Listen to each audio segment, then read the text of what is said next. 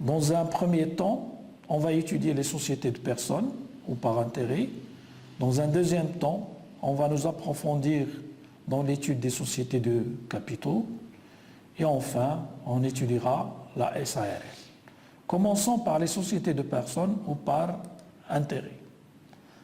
Nous allons étudier en premier lieu la société en nom collectif qui est leader dans cette catégorie. C'est la plus connue, la plus répandue. Définition. La société en nom collectif est une société dont les associés ont tous la qualité de commerçants et répondent indéfiniment et solidairement des dettes sociales. Si on analyse bien cet article, cette définition plutôt, nous remarquons que c'est une société qui est très dangereuse. Pourquoi? Parce que les associés répondent indéfiniment et solidairement des dettes sociales. C'est-à-dire, quel que soit votre apport dans ce type de société, vous n'êtes pas tenu uniquement à votre apport, mais vous risquez aussi votre patrimoine si les dettes sociales sont très importantes. La deuxième remarque qu'on peut faire à propos de cette société, c'est que tous les associés ont la qualité de commerçant et donc toute personne qui s'associe dans ce type de société sera automatiquement considérée comme commerçante. Et par conséquent, il y a certaines personnes qui n'auront pas le droit de s'associer dans ce type de société, tels que les fonctionnaires, puisqu'un fonctionnaire de l'État n'a pas le droit d'acquérir la qualité de commerçant.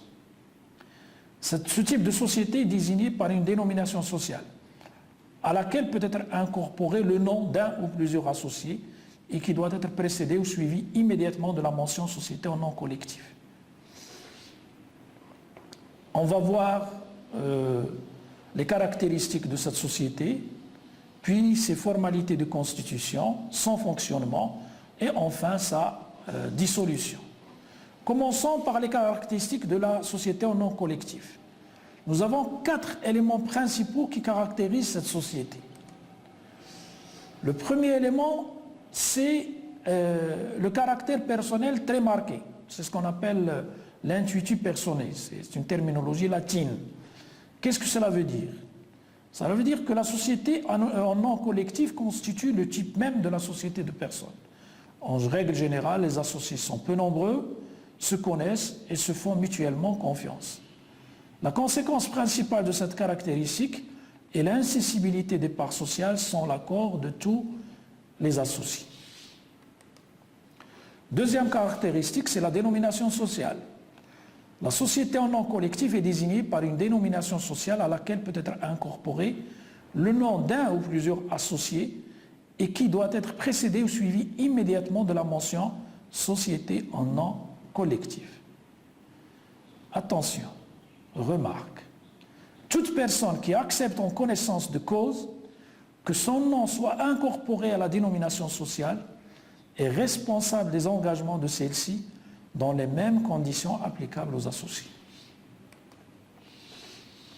Troisième caractéristique, c'est la responsabilité illimitée et solidaire de tous les associés. Dès l'adoption de cette forme de société, les associés reconnaissent être solidairement responsables du passif social. Nous avons l'article 3, alinéa 1 de la loi numéro 5/96, relative aux autres sociétés que la SA, qui dispose que la SNC est une société dont les associés ont tous la qualité de commerçants et répondent indéfiniment et solidairement des dettes sociales. Quatrième caractéristique, c'est la qualité de commerçant de tous les associés. La société en nom collectif est une société commerciale à raison de sa forme et quel que soit son objet. Tous ces associés ont la qualité de commerçant même s'ils n'accomplissent pas eux-mêmes des opérations commerciales. Ça veut dire que la commercialité de la société s'étend à ses membres. Maintenant, on va parler des formalités de constitution. Il y a d'abord les conditions de fond. Les associés doivent être au nombre de 2 au moins, maximum 50. Ils doivent avoir la capacité de faire le commerce. En ce qui concerne le capital, la loi n'impose aucun montant minimum, car les créanciers sociaux sont suffisamment garanties par l'obligation indéfinie et solidaire des associés. Un commissaire aux comptes au moins doit être désigné dans les sociétés dont le chiffre d'affaires à la clôture de l'exercice social dépasse le montant de 50 millions de dirhams hors taxes. Contrairement aux sociétés anonymes où on est obligé de désigner au moins un commissaire aux comptes, quel que soit le capital de la société anonyme. Bien sûr, ce capital minimum est fixé par la loi. Dans le cas des sociétés non collectives, on n'est pas obligé de désigner un commissaire aux comptes, sauf si le chiffre d'affaires à la clôture d'un exercice social dépasse le montant de 50 millions de dirhams, bien sûr, hors taxes. Concernant les conditions de forme, les statuts doivent, à peine de nullité, être datés et indiquer les prénoms, nom, domicile de chacun des associés, ou s'il s'agit d'une personne morale, ses dénominations, forme et siège. Ils doivent indiquer aussi la constitution en forme de société anonyme collective, l'objet de la société, la dénomination sociale, le siège social, le montant du capital social, l'apport de chaque associé et s'il s'agit d'un apport en nature, l'évaluation qui y a été donnée. Le nombre et la valeur des parts attribuées à chaque associé. On doit indiquer aussi la durée pour laquelle la société a été constituée, les prénoms, nom, domicile des associés ou des tiers pouvant engager la société le cas échéant, le greffe du tribunal où les statuts seront déposés et enfin la signature de tous les associés. Les formalités de publicité doivent être remplies, à savoir le dépôt au secrétariat greffe du tribunal de commerce en vue de l'immatriculation au registre du commerce. On doit aussi accomplir la publicité au bulletin officiel et dans un journal d'annonce légale. Le fonctionnement de la société non collectif. À ce propos, il faut parler de la gérance. Comment on désigne et on fixe les pouvoirs des gérants. Tous les associés sont gérants, sauf stipulation contraire des statuts, qui peuvent désigner un ou plusieurs gérants, associés ou non, ou en prévoir la désignation par un acte ultérieur. Si une personne morale est gérante, ses dirigeants sont soumis aux mêmes conditions et obligations et encourent les mêmes responsabilités civiles et pénales que s'ils étaient gérants en leur nom propre, sans préjudice de la responsabilité solidaire de la personne morale qu'ils dirigent. Dans les rapports entre associés et en l'absence de la détermination de ses pouvoirs par les statuts, le gérant peut faire tout acte de gestion dans l'intérêt de la société. Mais en cas de pluralité des gérants, ceux-ci détiennent séparément les pouvoirs, sauf le droit pour chacun de s'opposer à toute opération avant qu'elle ne soit conclue. Toute convention entre une société en nom collectif et l'un de ses gérants doit être soumise à l'autorisation préalable des associés. Il est interdit aux gérants d'exercer toute activité similaire à celle de la société, à moins qu'ils ne soient autorisés par les associés. Dans les rapports avec les tiers, le gérant engage la société par les actes entrant dans l'objet social. L'opposition formée par un gérant aux actes d'un autre gérant est sans effet à l'égard des tiers, à moins qu'il ne soit établi qu'ils en ont eu connaissance. Les clauses statutaires limitant les pouvoirs des gérants sont inopposables aux tiers. Les gérants sont responsables individuellement ou solidairement vis-à-vis des associés des actes accomplis contrairement à la loi ou au statut de la société. La fin des fonctions du gérant. Les fonctions de gérant prennent fin soit par le décès de celui-ci, soit par l'arrivée du terme prévu ou la dissolution de la société, sinon par la révocation ou la démission.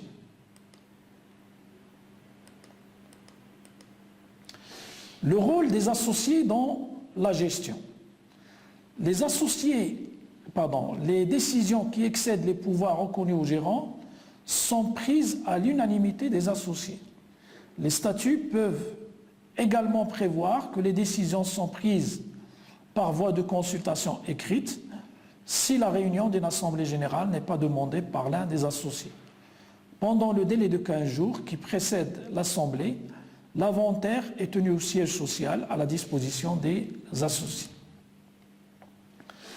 Les délibérations des associés sont consignées dans un procès-verbal indiquant la date et le lieu de la durée, les prénoms et noms des associés présents, les rapports présentés à la discussion et un résumé des débats, ainsi que les projets de résolution soumis au vote et le résultat du vote. Les commissaires aux comptes. Les associés peuvent nommer à la majorité des associés un ou plusieurs commissaires aux comptes. Comme je l'ai dit avant, la désignation est facultative. Elle devient obligatoire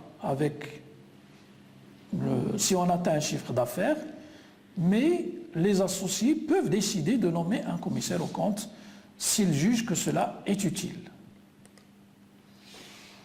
Les parts sociales. Les parts sociales sont nominatives et ne peuvent être cédées qu'avec le consentement de tous les associés. Toute clause contraire est réputée non écrite. La cession des parts sociales doit être constatée par écrit, à peine de nullité. Elle est rendue opposable à la société dans les formes prévues par l'article 195 DOC. La dissolution de la société en nom collectif. L'article 17 de la loi 5/96 dispose que la société prend fin par le décès de l'un des associés sous réserve des dispositions ci-après. S'il a été stipulé qu'en cas de mort de l'un des associés, la société continuera avec ses héritiers ou seulement avec les associés survivants. Ces dispositions sont suivies, sauf à prévoir que pour devenir associé, l'associé devra être agréé par la société. Il en est de même s'il a été stipulé que la société continuerait soit avec le conjoint survivant, soit avec un ou plusieurs des héritiers, soit avec toute autre personne désignée par les statuts ou, si ceux-ci l'autorisent, par disposition testamentaire.